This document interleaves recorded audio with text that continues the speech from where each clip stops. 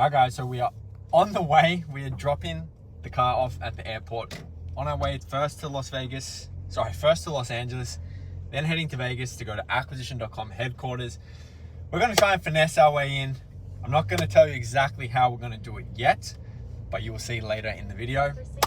Alright guys, my plan was to shoot all of the content in Vegas, do a lot of cool stuff, but you know what it's like when you're traveling, you have so many things going on, and yeah, I completely forgot.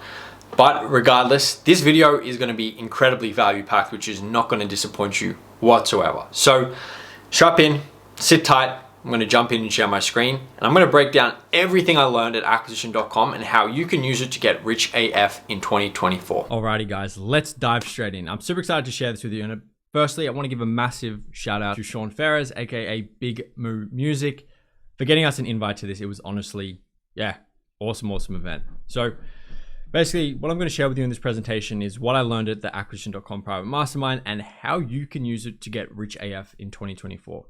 Now, there's kind of 5 key things that I've broken down in here, which I'm going to explain, starting with point number 1, how to build a sellable business. Now, this might not seem relevant to you. You might be making 5K a month and you're like, God, why would I want to sell my business? But the key is understanding the numbers that drive growth in a business and thinking with the end in mind, right? If you start to build a business with like, yep, I'm just going to solve my immediate need to make income, sure, you're going to take okay actions. But when you're actually thinking, how can I build a sellable enterprise, you're going to act completely differently and build a very valuable business in the long run. So there's a couple of things I'm going to show you here. I want to start actually with this investor scorecard. So I've just kind of taken this and made my own sort of version of it. So when someone is looking at buying a business, right, they have to understand a few key things, right? Firstly, how much money it's making, how much the business is growing, and any risks involved. So there's value adders and value subtractors. So the value adders are revenue growth percentage. So if you're growing, 0 to 30 growth, it's not great. But if you're growing 30 to 100% growth year on year, that's great, right? The higher, the better, right? And this revenue growth is the number one most important thing that they look at when it comes to valuing a business, right? The next is the amount of recurring revenue in the business. So you want to have at least 80% annual recurring revenue, which is a very sticky business. Now I understand a lot of businesses don't have that. It's a very high number, but if you can get it to 80% recurring revenue, that's going to double probably what the business is worth when you break down all these numbers, which I'll get to in a second. And then next is the EBITDA margin. So EBITDA is earnings before interest, taxes, depreciation, and amortization. So basically, let's say you make $1 million. Let's use this example. And then let's say you had $700,000 in expenses, including your wages, employee wages, advertising, and everything. You had $300,000 left over. That is your EBITDA, right? And so then in this table here, you have multiples. So if you're less than 1 million EBITDA, you have a multiple of 1, right? If it's 1 to 3, you have a multiple of 2.5. 3 to 5, it is 5. And then over 10 million is 6. And after understanding this, it made so much sense as to why Alex and his team do what they do. So they are essentially taking businesses in the 1 to 3 million range and trying to get them to 10 million as quick as possible, because then they have the option for an exit where they could exit for 100 million in, a couple of years. So expect to see some big deals for Alex and Leila in the next few years once they start to hit these 10 million EBITDA mark in some of their companies. So yeah, that was the value adders here. And then you want to look at the value subtractors, right? So the value subtractors, firstly, is key man risk. So if you're a coaching consulting business where you're the face of the business, in the marketing, in the service delivery, you're the key man, right? And so there's a massive risk because if you leave, the business fails, right? Which is why when Alex and Leila were transitioning out of Gym Launch, they had to get new people into the ads, hire a leadership team, do all these things to remove key man risk, right?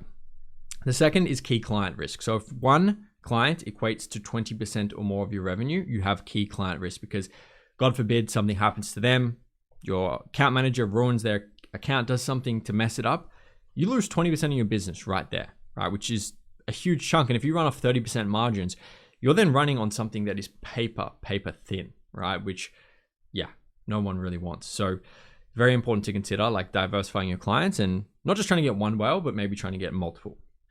The next is market risk. So is it a growing market? They gave the example of a newspaper business, right? It's a dying market. So why would someone want to buy a business in a dying market? That is to summarize that very succinctly. I actually skipped over single channel risk. So single channel risk is essentially, do you market through one channel only? Now, obviously when you get to like $1 million a year, you need you can do that with one channel. But if you're trying to get to 10, you're more than likely going to need multiple, right? And so they'll look at that of like, okay, if we have just Facebook ads, building this whole entire business, right? If Facebook shuts down, they get the ad account banned, that is their revenue gone overnight, right? Or their leads, for example. So that is a big risk for an investor. So it's important to have diversified channels as you scale up. And then lastly is not knowing the numbers, whether it's these numbers, the key numbers that I'm about to talk to you about in a second. So if there's not enough data in the business, how are they going to actually know what they're buying, right? I remember when I was running an events company a few years ago, I got offered to buy the business and they said, yeah, we want 200 grand, whatever. They didn't even have a single financial in place. They sent me their bank statements, right? Which tells you literally nothing besides the money that's come into the business. So yeah, safe to say that I did not buy that business. But anyway, the way that you can use this scorecard, and if you want the scorecard, just send me a DM or comment scorecard and I'll send it over to you. But basically, let's say you did $1 million in top line revenue. You had a 300,000 EBITDA. Your revenue growth is 40% from the last year. You have 80%, 82% annual recurring, and your EBITDA margin is 30%. So that's basically, 300,000 divided by a million. Then let's say you have no key man risk, no key client risk. So you're basically giving yourself a score here. So 0 is no risk, 2 is high risk in this one. So they've basically given you individual ones here. And so then you total all of these up. And so I've got 2 here, right? And then I have 4 here. Then we have this valuation. So we rewrite the EBITDA. Then we write the baseline multiple. So the baseline multiple is this up here, right? Then from there, we're going to look at the adjusted valuation multiple. So that's 14B minus 6B, so plus 6B minus 12B. So it's basically, you get a number which you times by your EBITDA, and then you get a $900,000 enterprise values. Let's look at the criteria for a sellable company now that you kind of understand what they look for. So firstly, you want to have a leadership team in place running day to day. You want marketing without the face of founder, delivery without the face of founder, multiple reliable acquisition channels, low churn recurring revenue, diverse customer base, metric tracking, high cash flow, profitable growing, audit ready financials, and 5 million in EBITDA, ideally, right? So these are the keys in terms of actually how to build a sellable business, which these guys are pretty damn good at. Now, the next thing that I want to talk about is the theory of constraints. Now, I've heard of the theory of constraints. It actually gave me some ideas a while ago, but like Alex always says, we need to be reminded more than we need to be taught, right? And so there are 3 things that Alex said at the event that really made me think, right? The first one is what you spend your time working on, right? He said to the crowd, he goes, so how many of you here work, 8, 10, 12 hours a day, right? People put their hands up. Then he goes, how many of you have grown the business to the level that you want, or even, grown it at all in the last 12 months for that matter? And a lot of those hands didn't go back up. And he goes, well, you're just working on the wrong shit, right? Me and Sean looked at each other and like, oh shit, okay. So the point there is that you actually have to figure out what the constraint is in the business is that's stopping it from growing, right? And so the second thing that Alex said that I wanted to share with you is we spend a disproportionate amount of time finding the constraints. Now, the constraint within the business is literally the point at which you can't grow it anymore. So it could be in customer service, it could be in fulfillment, it could be in marketing. And so the business will only grow to the level of its constraints. So if you look at this system here, right, you have the input, then you have step 1, step 2, step 3. And so they gave us a little quiz. It's like, which of the following would increase the output of this? And basically the answer was just increasing this to 10 per hour, right? Because then that doubles the amount that can actually go through, right? So you've 2x this entire system by fixing the bottleneck, which is step 2, right? So think of it like that. So let's say you have a full calendar and you can't take any more calls, right? As the founder, you're taking the sales calls. This was a position I was in a while ago. And so I was like, okay, shit, this is a massive constraint because I can't take any more calls. I can't do anything else in the business. So I hired a salesperson to do that for me. So then the level of constraints grew. I could double the amount of calls that we could take, right? So it's like looking at everything as a system and then how to improve it. And that brings me into point number 3 that Alex said, is it's better to solve the right problem approximately than the wrong problem precisely. I'm gonna say that again. It's better to solve the right problem approximately than the wrong problem precisely. So I've been guilty of this myself, where I've said, oh, this is a great idea. And then I go and work on this thing and then it doesn't change anything in the business, right? Because that wasn't actually the constraint. right? So you need to actually think through your business, and I'll show you exactly how to do that in a second. And you need to find the actual constraint and fix it. And if you're making less than 50K a month, your biggest constraint is sales, getting calls in the calendar, closing deals, right? Like, safe to say, right? So if you're below that level, do everything you possibly can to make sales, right? Very, very simple. And so the constraints typically fall into three main categories: the who, the what, and the how. This is a big common theme amongst acquisition.com. And so the who is the people, right? So oftentimes it could be a person that is a bottleneck, right? Or it could be a strategy, the what, right? So it could be like, our marketing strategies use Facebook ads, but let's say your whole target audience is on LinkedIn, right? So that's a terrible, terrible strategy. Then the tactics is like, how much are we spending? Like, what's the targeting? What's the creative? What's the messaging, et cetera, et cetera. So the constraints will often fall on this, but what Leila said is pretty much throughout the whole entire business career, more often than not, it ends up being a people constraint, right? And she gives a reframing exercise on how to reframe people problems, constraints, and see them as the solutions, which I'll explain in a second.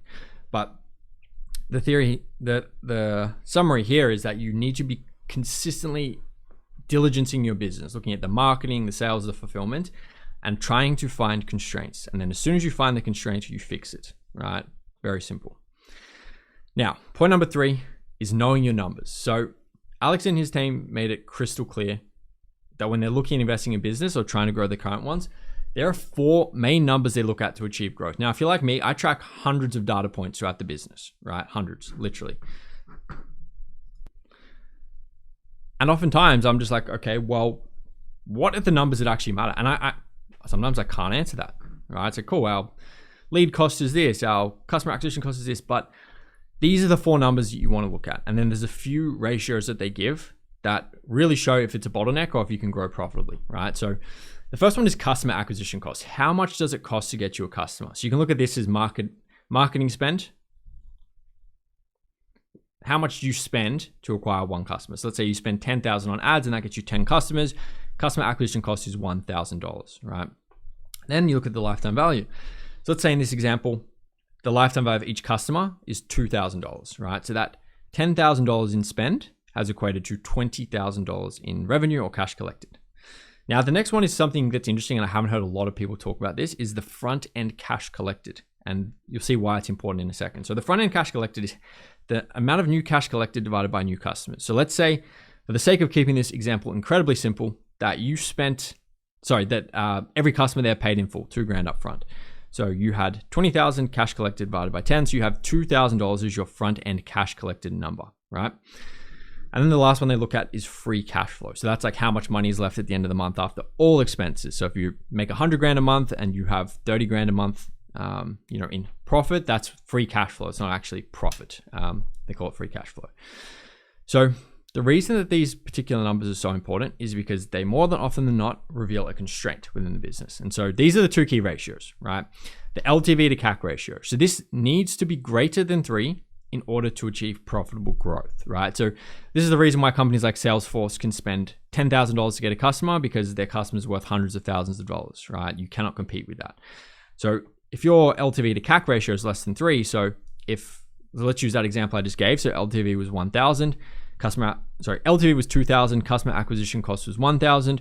So that is a 2-to-1 ratio, which that is actually not very good. Sure, you could scale, but it will probably not be profitable because 50% of your margin is going straight to acquiring the customer. So a simple way to fix that bottleneck would be to increase the price to 3,000, right? Then all of a sudden, that is 3, right? So think about how you can add more value to make it a $3,000 product or service versus 2. Then the next one is the front end cash collected divided by customer acquisition cost. So that is actually a solid ratio there. So if you use the 2,000 for front end cash collected, like I said, and 1,000 customer acquisition cost, that's 2-to-1, right? So that is good because you can reinvest the cash back into marketing to acquire more customers, right?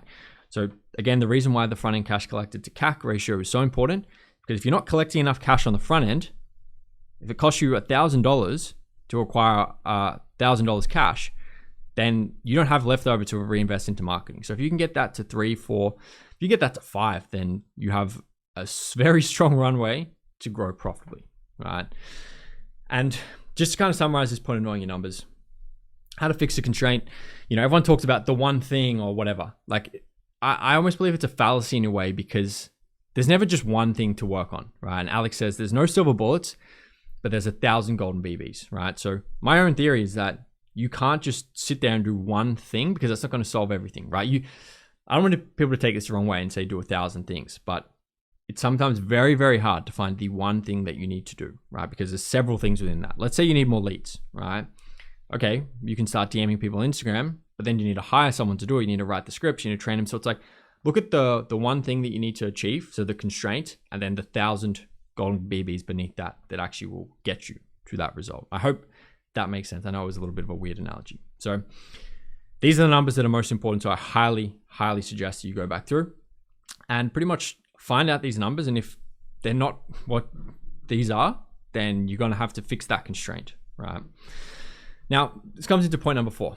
So this was a lot from Leila's presentation. And so the who matters more than anything in your business. And I want to quote Leila here. So she said, I went back through all the financials over the last 5 years. The thing that made the biggest difference at either the lowest lows and the highest highs was the who. When we grew, when we stagnated, when we declined, it was all people, Leila explained. Now, it's no doubt that Leila's specialty is the who in business, and she gave some really good insight into her attract, interview, select process. So what she said is that in order for people to actually want to work for your company, you have to understand what motivates them. And the best employees in the world, they want to make a difference, not just get a high pay packet, which makes sense as to why the 60% of the top who's out there are mostly interested in a company's mission, vision, and values. So if you don't even have a mission, vision, and values, then how are your employees ever going to know what kind of company you are, and let alone want to work for you? Now, Leila also clearly illustrated that even many big companies get it wrong when it comes to the basic parts of hiring process, even such things as the title or the job description, right? You might have heard her example where she was trying to find I think it was a customer success manager, and she was calling it something, I forget what it was, but it was completely different. And someone's like, what are you trying to hire for? And they're like, oh, it's a portfolio operating partner, right? And so then she put that up, and then all of a sudden she went from getting 2 inquiries to hundreds, right? So it's very important to get the basics right. So yeah, to quote Leila, first you have to find out what the who calls themselves. Then you have to give them compelling reasons to come and work for you, which could include things like it's a growing industry, there's employee benefits, it's pet friendly, hybrid remote, skill development, personal development, interaction with the CEO and founder. You want to put 5 of these things because you're really selling this person on why they should work for you, right? And then the next part, which I found really interesting, is that when Leila gets to an interview, right, the first question she asks, I would say, pretty much disqualifies a lot of people immediately. She goes, what was so compelling to get you to sit here on a call with me today? All right. So that answer tells you a lot about the person and what they're really looking for. If they're like, oh yeah, I just saw your ad. Yeah, not a fit. But if like, oh, I saw that you guys were doing this and I was really excited about this and you're a great founder, then you're actually going to give them the time of day. So that's a very simple way to disqualify a lot of candidates. Then once they'd answer that question, she would then explain, our mission is this, our values are this, our vision is to, and here's how this role fits into this vision. So then once it comes to selecting, Leila looks for the 4-way fit. So expectations. Do their expectations match my job requirements? Skill. Are their core strengths the core strengths needed to do this role well? And potential. Does their career vision fit within the vision I have for this role in our company? And then organization. Do they share the same values as my company? So this stuff is pretty much just scratching the surface on what she taught, but it certainly made me think a lot about my hiring process and how I will implement these changes moving forward. And so just to conclude the point on the who is that the basic shit of getting the right people will make you more money in the long run than any strategy or tactic will. Quote Leila Hormozi. That one really makes you think, right? And just one more point to touch this off is that Leila says that pretty much every single constraint comes down to people, and how you can reframe it is, who can help me solve this problem, right? Oh, I'm not getting enough in marketing. What is the who I need to solve the marketing, right? The who, not how. So point number 5 was a very interesting one. So on day number 2 of the roundtables, I was sitting there and I believe it was their portfolio operating partner, Neil, who gave me this answer. I asked him a question about how I can productize my service and a couple of little tangents on that. But he goes, there's 2 types of businesses in the world. Pretty much every business falls into that. And there's painkillers and vitamins, right?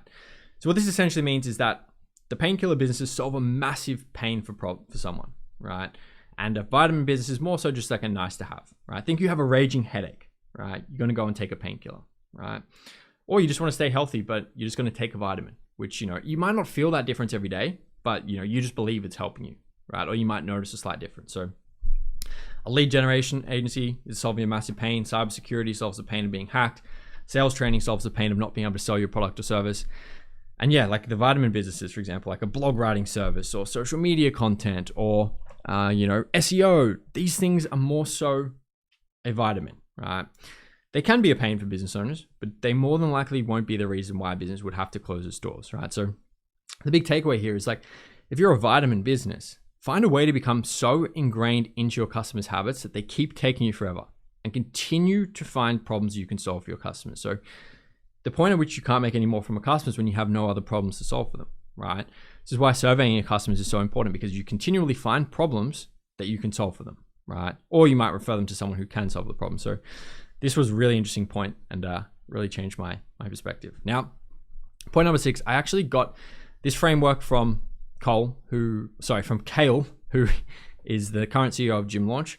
And so this is how you know what problems are worth solving, right?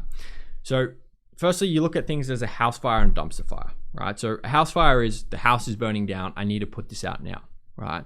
The dumpster fire is, I know I have a problem, but it's contained within the dumpster and it's not going to, really ruin anything. So first identifying, is this a house fire or a dumpster fire? Then this problem solving framework is very helpful, right? So it's like, firstly, what is the problem, right? Secondly, what does this problem mean? Third, is this a problem that needs to be solved? Because you might think that we have a big problem, but it probably doesn't even need to be solved, right? And then you ask, what is the constraint within that problem? You might actually find that you have a constraint that you didn't realize, right? Then you ask, who can solve that? And then the last part of this is, if I didn't solve this problem right now, what would the impact be to the business, right? So let's say it's a sales problem. I don't have enough sales, shit. Okay, that is the problem. Well, the problem means that I'm not going to have money the next day. Is this a problem that needs to be solved? Yes, it is. What's the constraint within this problem? Well, we probably are not collecting enough. We're probably not booking enough calls. We're not closing above 40%. Who can solve that? We might need to get a sales manager. We might need to hire a marketing manager. If I don't solve the problem right now, what would be the impact on the business? I might have to shut it down in a month, right? So that would be what I would call a house fire, right? So this is how you know what problems are worth solving then and there.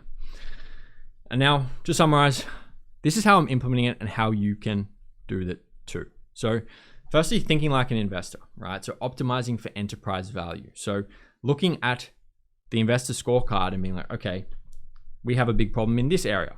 Let's fix that, because that is continuously adding value to the company. If I want to sell this in 2 years, 3 years, 5 years, then I've already thought about it. And so everything will be in place for that. Step 2 is deconstraining the business. So after following this, I found 2 massive constraints in the business, which I'm still in the process of fixing. So look at these numbers, look at your current business and really sit there and think, right? Spend a disproportionate amount of time finding the constraint, right? Your constraint being you're limited to your amount of hours. So you might need to productize your service or hire a second person, right? Your constraint might be you don't have enough sales. You're not booking enough meetings. Your marketing sucks. Your ads suck. Your outreach sucks. You need to fix all those things. It could be that you have no happy customers. So you have to figure out a way to deliver the service that you promised, right? So all these different things. Number 3 is relentlessly diligencing numbers. So looking at these numbers relentlessly, right? The customer acquisition cost, the lifetime value, the front end cash collected, and looking at ways we can improve all of these numbers. And then the next one is just finding talent to implement this for me, right? Like I already have a really good team, but looking at things that I can't solve of like, who could actually help me do this, right? How could I get them to help me do this, right? It might not be hiring a full-time person. It might be paying someone for an hour of their time to tell me exactly how to fix it, right? And then the last point here is rethinking our business model into a painkiller business, right? So, it's a common saying that you get paid in direct proportion to the value you provide, right? And, so if you don't know what I do, like we have a public relations agency, we get founders booked onto podcasts, featured in the media. And yeah, I would say there's more of like a vitamin business, right? It's obviously essential to build a really strong foundation, but if they don't get that every single month, then their business isn't going to collapse, right? So I've been putting a lot of time thinking into how I'm going to restructure our whole entire business, which we're about to launch the next couple of weeks, into turning this into a massive painkiller for them, right? What problems do they all have? It's a very common problem between people who are doing 5K to 30K a month. They're not making enough sales, they don't have a process, and they don't know how to sell, right? So we're going to be implementing all of that in there. So I hope this was valuable for you guys. I know I kind of rambled a little bit, but this is everything that I learned at the acquisition.com private mastermind. If you want a copy of this document, just literally shoot me a DM on Instagram and just say, hey, send it over. No keyword or anything. My intention isn't to sell anything from this, but yeah, it was honestly an amazing event. I hope you get value from this. And if you did get value, I'd appreciate if you subscribe to the channel. We're small, but we're growing. Have an amazing day.